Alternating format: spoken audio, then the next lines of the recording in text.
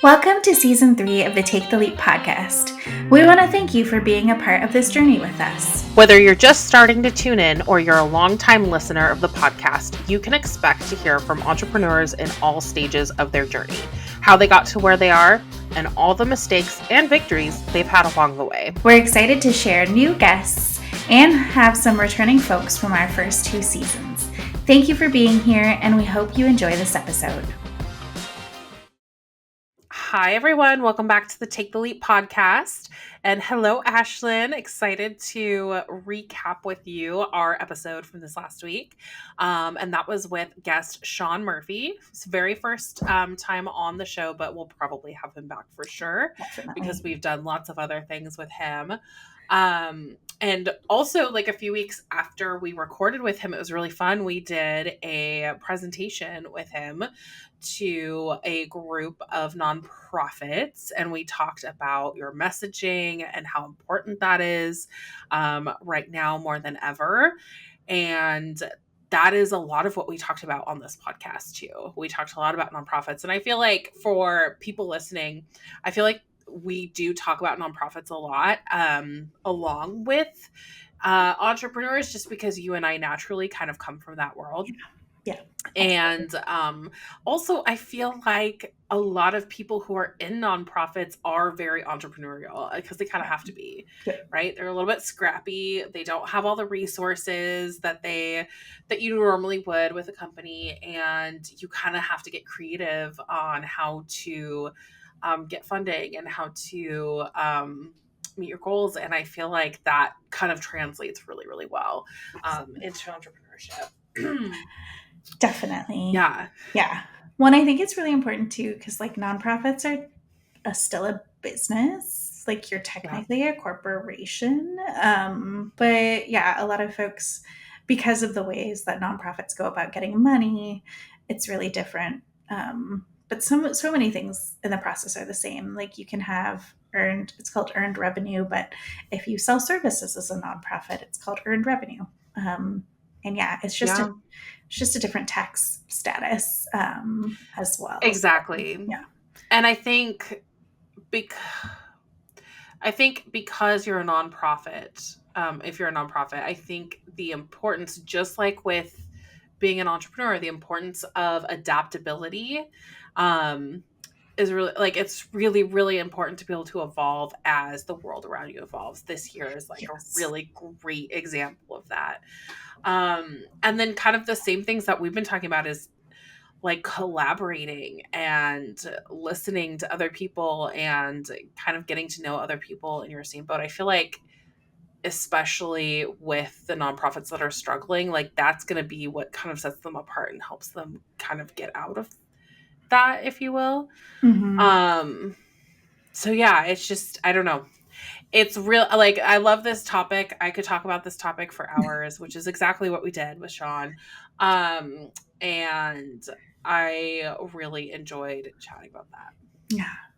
Yeah, I thought it was really interesting too, like his approach to storytelling and trying to pull together all these different perspectives. And I know that one of the things that I have been frustrated about before in some of my past nonprofit work experience is very like top down leadership, like controlling the narrative instead of having really multiple voices in the organization, or even featuring different voices. Like I think one thing, I can't remember if we talked about it in this workshop or it might have been in another workshop that I was giving about comms to nonprofits, but it's like keeping track of who your storytellers are and who you're having show up on the mic.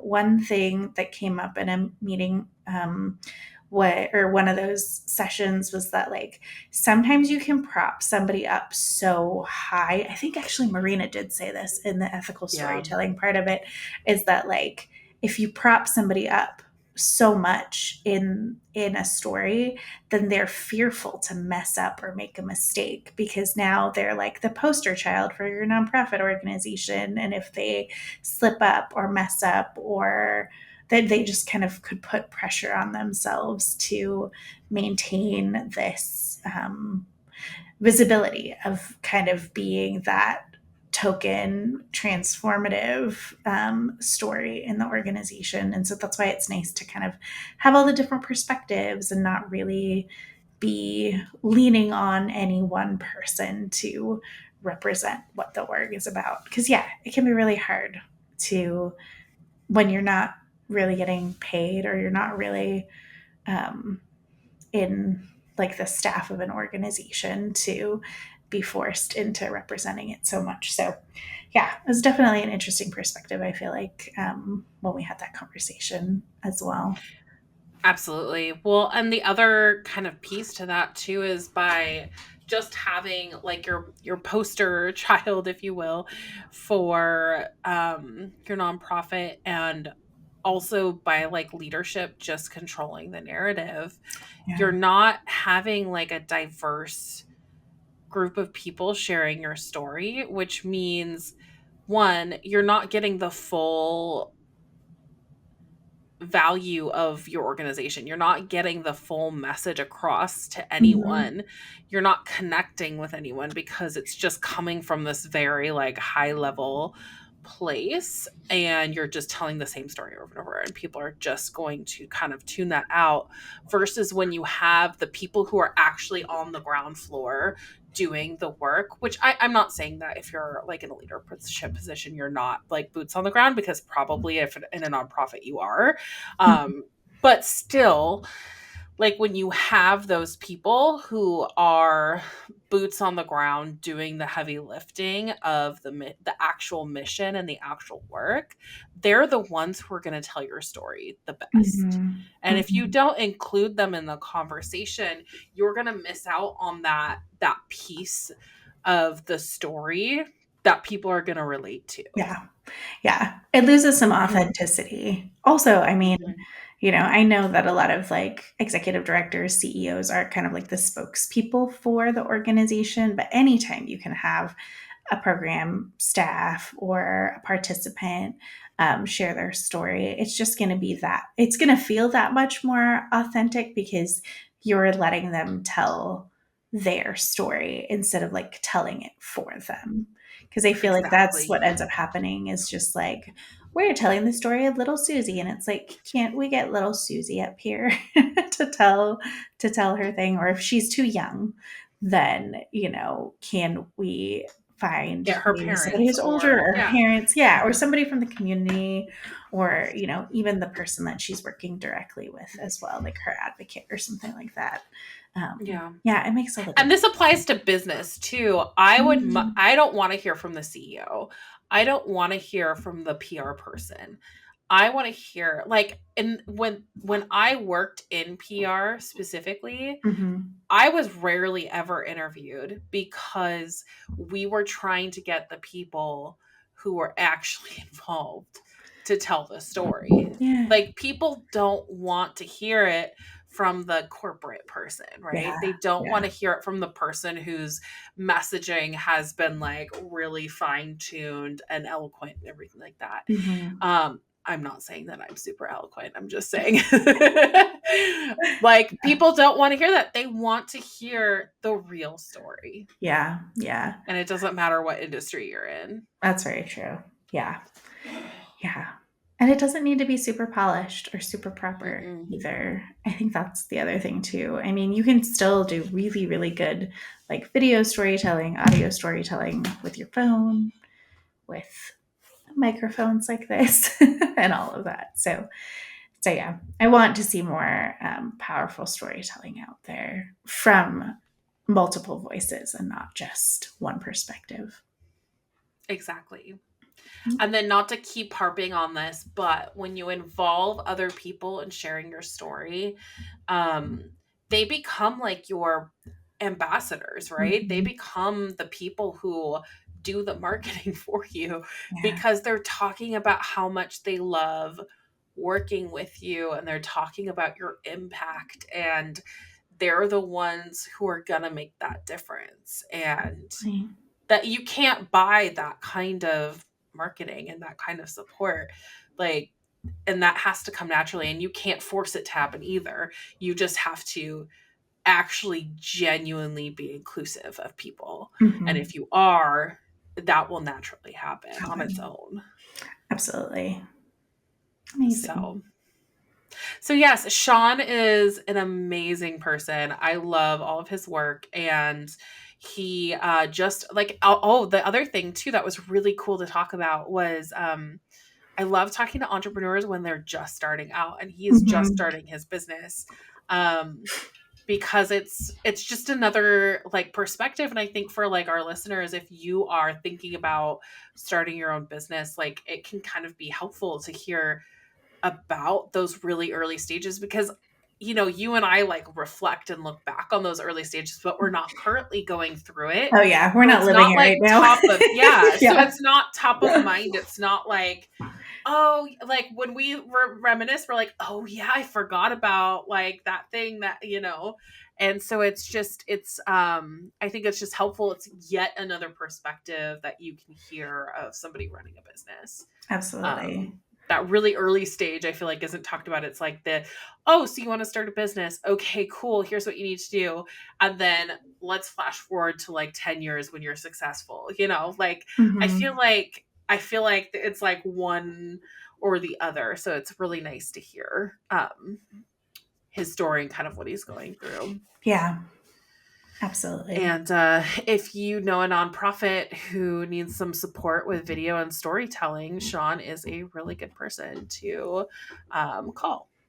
Awesome. So, well, Ashley, before we wrap up today, let's go to our favorite section.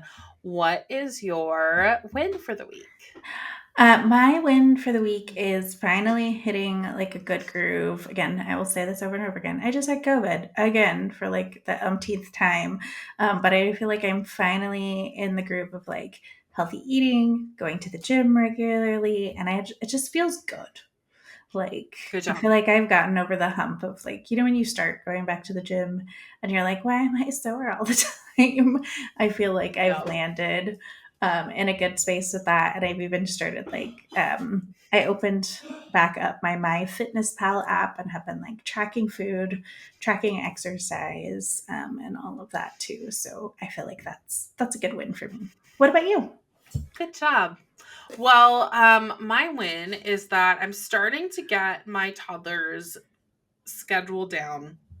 He's gone 2 days a week now, which is great because he's going to preschool. And I had talked a little bit ago about how I'm like still kind of adjusting. So it's like I'm not fully using those days. And while I still don't know that I'm fully utilizing the days the way I should be, I am starting to feel like I'm getting more productive. I'm like getting like a system in place so that like I'm time blocking and like actually getting things done. Because the truth is, like on the days that he is at home, I only have like a 4 hour chunk of time to work.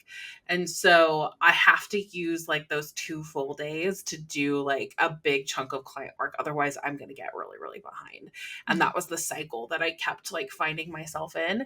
Um, and so I'm getting better at that. And yeah, not having to, work super late at night and work every single weekend is kind of the goal that I'm working towards. And I'm slowly getting there. Yay, that's good. Mhm. So, what about you?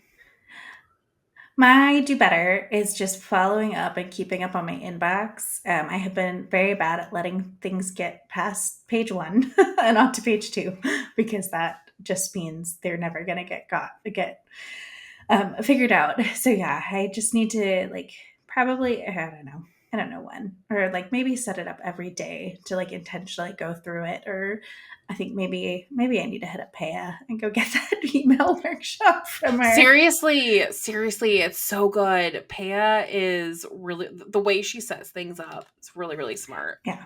Yeah. But yeah, so I'm trying to get better at least closing things out. If not that day, at least within the week. Because yeah, sometimes things just get pushed Yeah, beyond. What fair. about you? What's your do better? Okay, so my do better is that I keep getting distracted by like shiny object syndrome. Like, oh, maybe I could do this, or maybe I should do this. And yeah, all the fun things that I want to work on instead of like all the things that like have to get done. And Yeah. so just staying focused and getting through my tasks and getting through client tasks. Like, I mean, obviously I'm getting through my client tasks and delivering just fine. It's just I feel like I'm always in a rush because I'm like, oh, the 2 hours I was supposed to use for that, I just blew on fun things. So staying focused. Okay. And so our favorite question to end this on is, and I'm going to start with you. What is your book, piece of media, podcast, whatever, that you are into right now?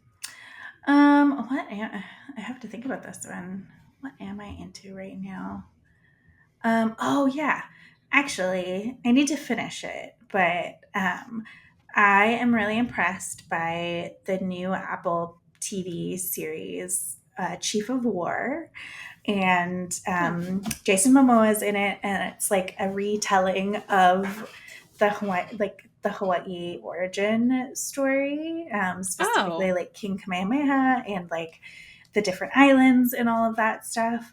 But it's really cool because my uncle is like a producer, and two of my cousins, his two kids, were wow. in the show.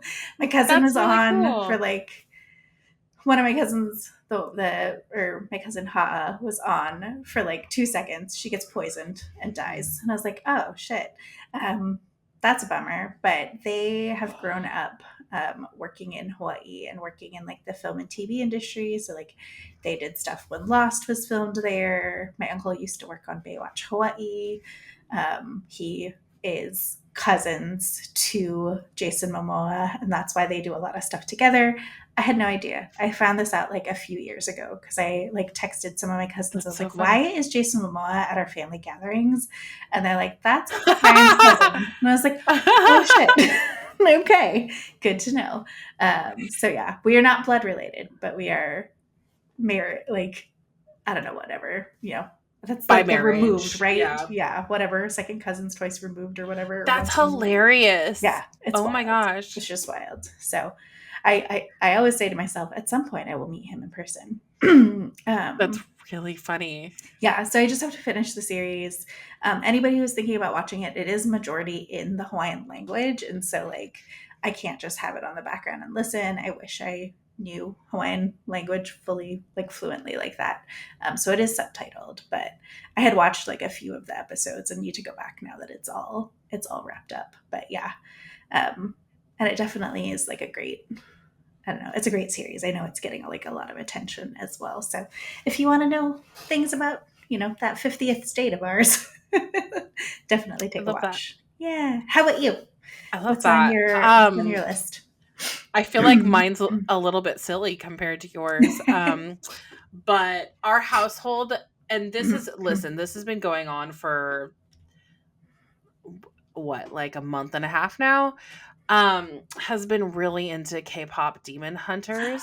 I finally watched it and it was fantastic. It wasn't it great? Yeah, it was great. It's Yeah. amazing. Yeah.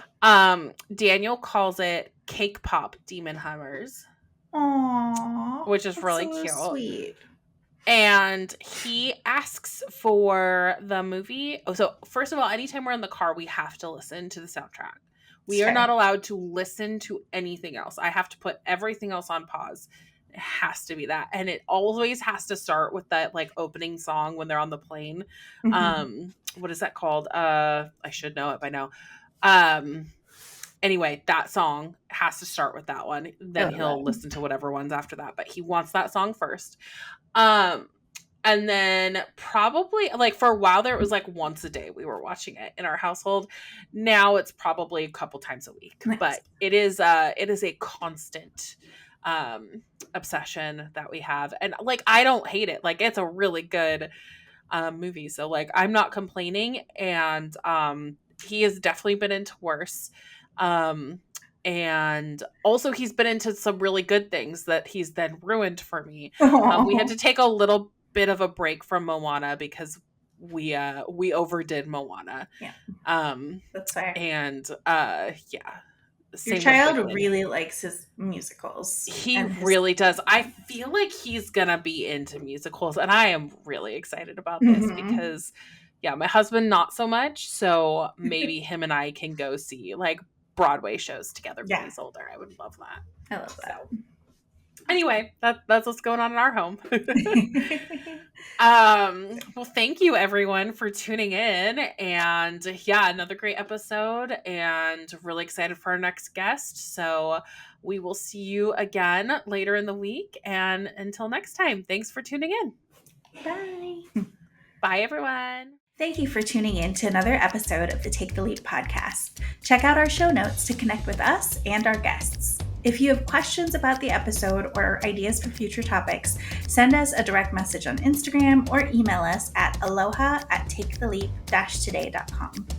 If you're interested in being a guest, fill out the guest interest form on our website. If you're a new entrepreneur who is looking for a roadmap to move your business idea forward, check out the Take the Leap course on our website, taketheleap-today.com. Members who join the course also have an opportunity to join us in bi-weekly co-working and group coaching calls to build momentum and work on your business. And if you'd like a flavor of what we offer, sign up for our free webinar with the 9 essential steps you need to launch your business with clarity and confidence. See you next time.